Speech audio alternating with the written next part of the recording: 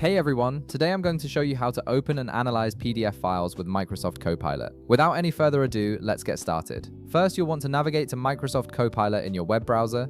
Once you're on the Copilot interface, you'll see the main conversation area where you can interact with the AI. This is where all the magic happens, and it's designed to make working with documents incredibly straightforward. Now, direct your attention to the text field at the bottom of the screen where you'd normally type your questions or prompts. You'll notice a small plus icon either inside or next to this field. Go ahead and click on that plus icon.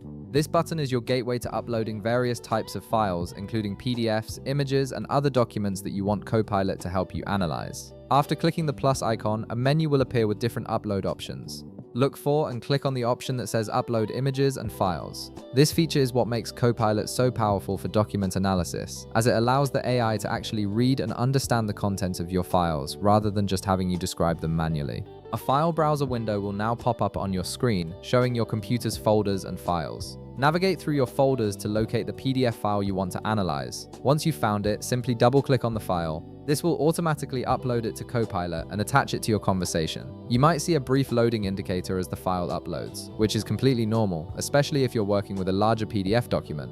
Once your PDF has finished uploading, you'll see it attached to your conversation, often indicated by a small file icon or thumbnail. Now it's time to tell Copilot what you want it to do with this document. In the text field, type in a prompt that describes what kind of analysis you need.